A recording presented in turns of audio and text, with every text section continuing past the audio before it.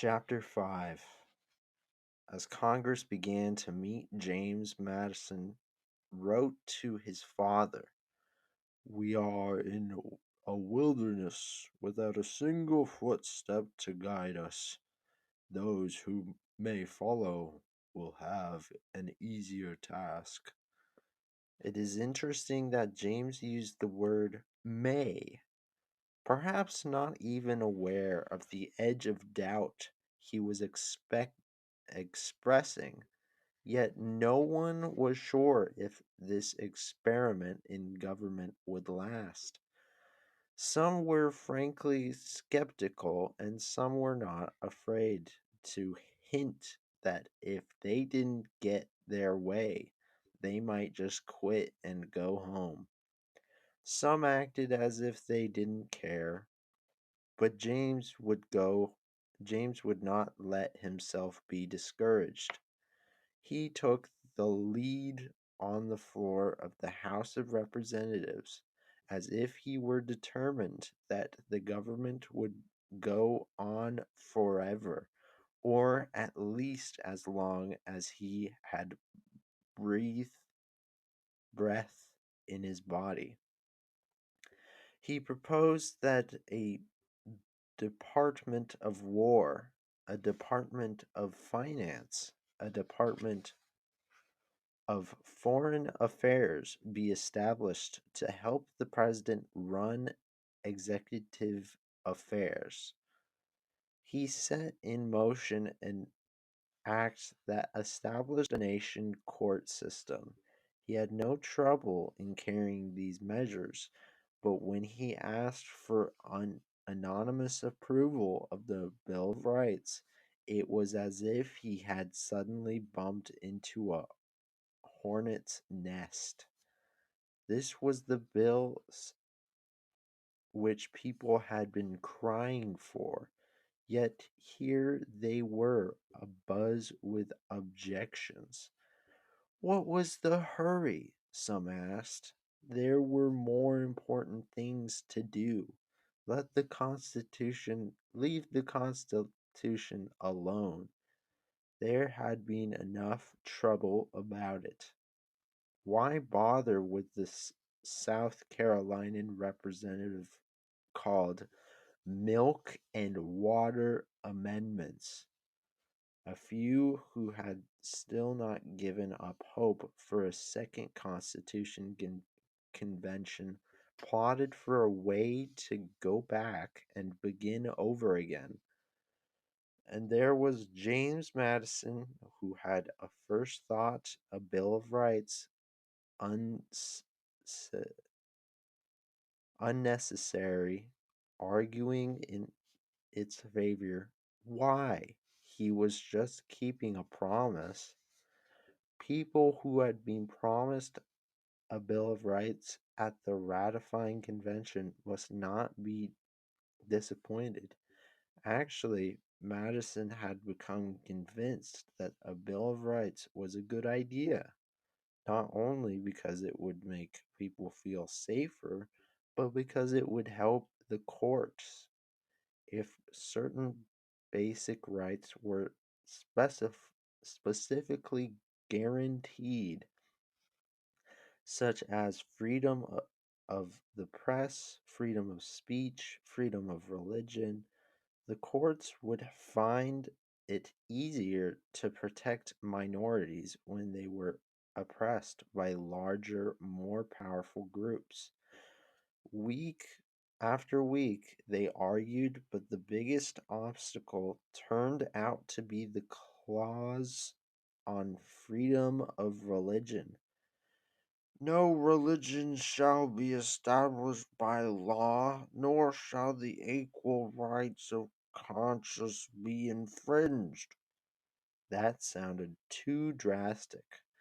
The representatives said, did that mean that the states had no say?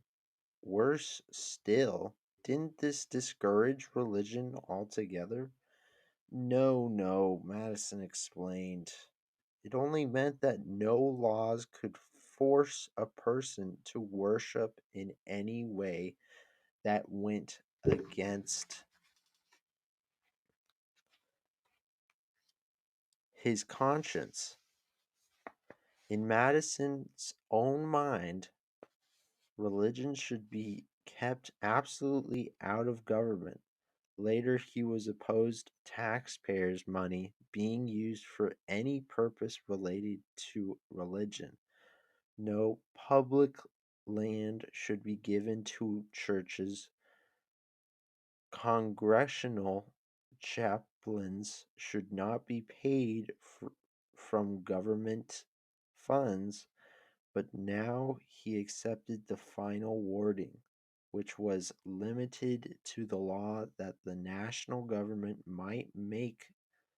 Congress shall make no law respecting an establishment of religion, or prohibiting the free exercise thereof. Madison had introduced the Bill of Rights on June 8th, but it was not until September 25th that 10 final amendments were ready for the president's signature, and not until December 1791 that they were ratified. But James Madison knew that the real conflicts lay ahead. How were they to raise the money to pay their debts? Were, where would they put their capital? Every time the subject of the capital came up, James Madison's back stiffened. Not on the Susquehanna River, he said. The climate there was not healthy, and if the fishing was better on the Susquehanna than on the Potomac, what then? Such arguments didn't deserve a reply. Only the Potomac would do. Most certainly, located with easy access to the west, it should please everyone. But Madison knew the reason itself was not likely to determine this vote. Perhaps later something would come up and he could make a deal. Perhaps he could give up something he wanted in exchange for the Potomac. If only Jefferson could have been here in these first wilderness days of government.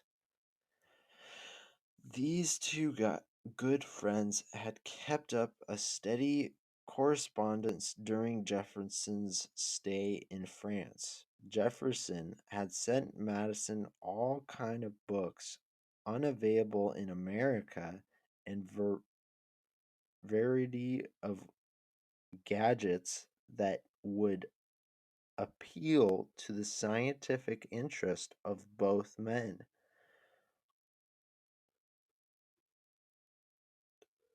Phosphorescent matches, a pocket compass with a spring that would stop it when not in use, a portable magnifying glass that would fit into a cane and could be taken on walks, a pedometer, a chemistry box, but talk, that's what Madison wanted. So, of course, he looked forward to Jefferson's return, and indeed it seems that he might be expected fairly soon. Washington wanted Jefferson to serve as his Secretary of Foreign Affairs. Secretary of State, we say today. But Jefferson was not home in time to help Madison in his most serious confrontation to date. Actually, Madison himself was surprised that he would run into trouble with Alexander Hamilton, the Secretary of Treasury, with whom he had worked so hard to get the Constitution ratified. They had always been good friends.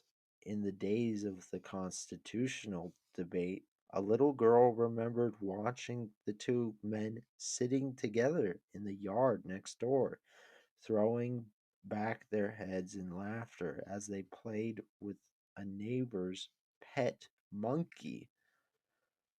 But this was a new Hamilton, who was revealed when he presented his plan for paying the public debt. He wanted to sell government bonds at 6% interest and to redeem old certificates that had been given to veterans for their full value. The trouble was the veterans and the others had considered the certification particularly worthless as they were at the time, and they had sold them for whatever they could get. So, who would profit under Mr. Hamilton's plan? Not certificates. This was not only unfair, Madison said, but it encouraged speculating. Under this plan, the rich would get richer, the poor would get poorer, and with public securities built into the money system, the debt would never truly be paid. When it was pointed out that the government's credits would always be good since the government had the power to tax, Madison was still not convinced.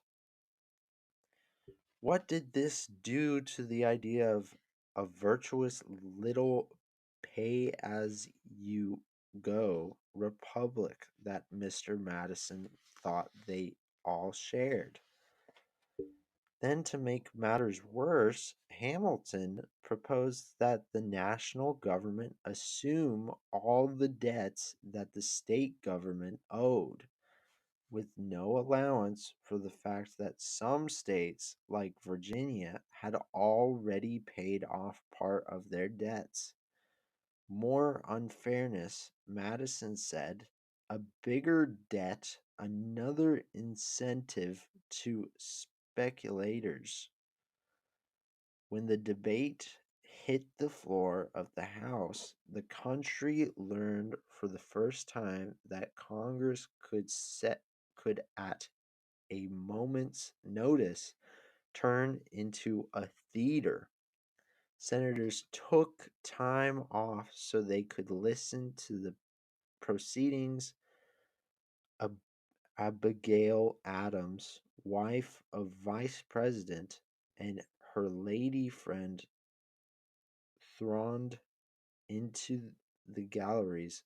Alexander Hamilton could not argue his case himself because he was not a member of the House. Still, it was clearly a fight between two of the country's leaders. Hamilton's supporters on one side, Madison on and his men on the other. Spectators looked forward particularly to the times when Mr. Madison spoke. He would shuffle a sheaf of papers, stand up, and clear his throat as if he were alerting the audience that though it might be difficult to hear him, he had something to say. Soft spoken as he was, he tore into Mr. Madison's plan as if it offended every nerve in his body. And when he was reminded that this system had worked in England, well, that's when Madison's face reddened and when he began rocking back and forth in his old intense way, who needed England to show them how to run their country. He would snap.